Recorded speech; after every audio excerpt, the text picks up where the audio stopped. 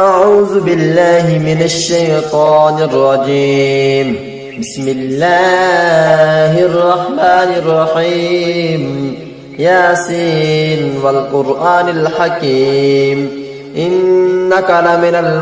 المرسلين على صراط مستقيم تنزيل العزيز الرحيم لتنذر قوما ما أنذر آباؤهم فهم غافلون لقد حق القول على أكثرهم فهم لا يؤمنون إنا جعلنا في أعناقهم أغلالا فهي إلى الأذقان فهم مقمحون وجعلنا من بين أيديهم سدا ومن خلفهم سدا فأغشيناهم فهم لا يبصرون وسواء عليهم أأنذرتهم أم لم تنذرهم لا يؤمنون إنما تنذر من اتبع الذكر وخشي الرحمن بالغيب فبشره بمغفرة وأجر كريم إنا نحن نحيي الموتى ونكتب ما قدموا وآثارهم وكل شيء أحصيناه في إمام مبين واضرب لهم مثلا أصحاب القرية إذ جاءها المرسلون إذ أرسلنا إليهم اثنين فكذبوهما فعززنا بثالث فقالوا إنا إليكم مرسلون قالوا ما أنتم إلا بشر مثلنا وما أنزل الرحمن من شيء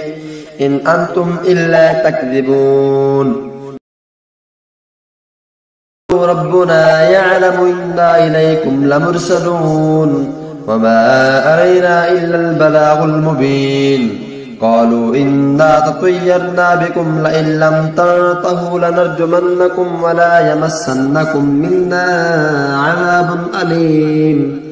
قالوا طائركم معكم أذكرتم بل أنتم قوم مسرفون وجاء من أقصى المدينة رجل يسعى قال يا قوم اتبعوا المرسلين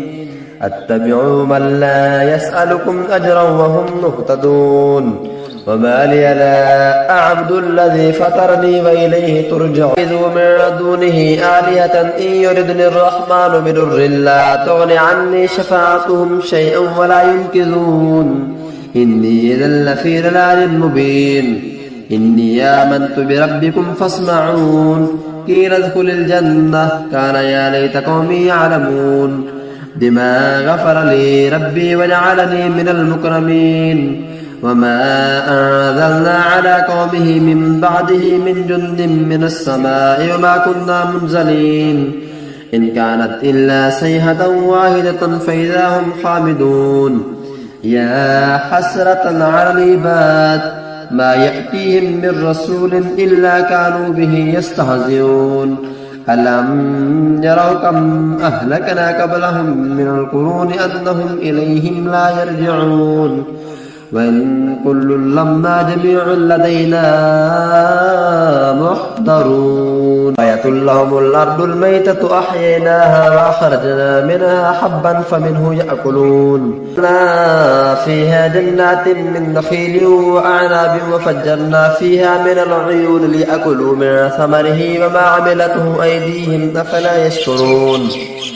سبحان الذي خلق الأزواج كلها مما تنبت الأرض ومن أنفسهم ومما لا يعلمون وآية لهم الليل نسلخ منه النهار فإذا هم مظلمون